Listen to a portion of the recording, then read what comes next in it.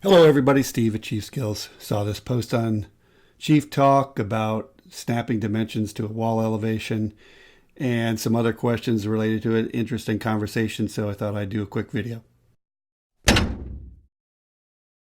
Okay, here's your elevation. And just to touch on your first little issue here where you're wondering how come you can't snap here, just click on the line.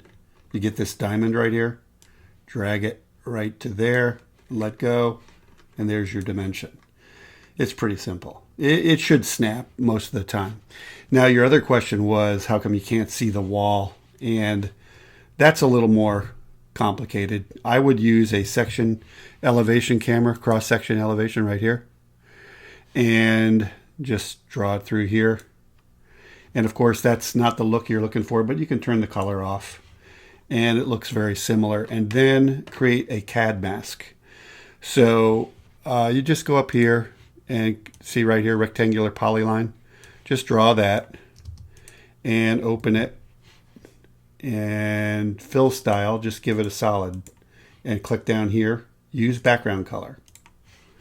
And then while you have that, click this little button right here, which is create hole, and then just drag a hole right through here. Now you can just drag this over, and as you see, it'll just cover everything.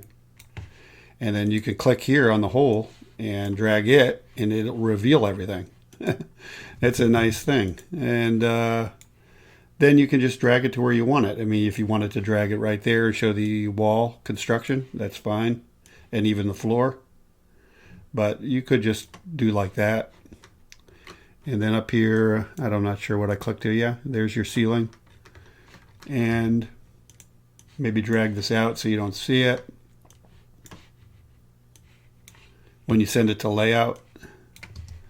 And then do your NKBA dimensions, auto NKB, and there you have it. And then you can send this to layout and you crop it so it just sees this, and you're good to go. So I hope that helps.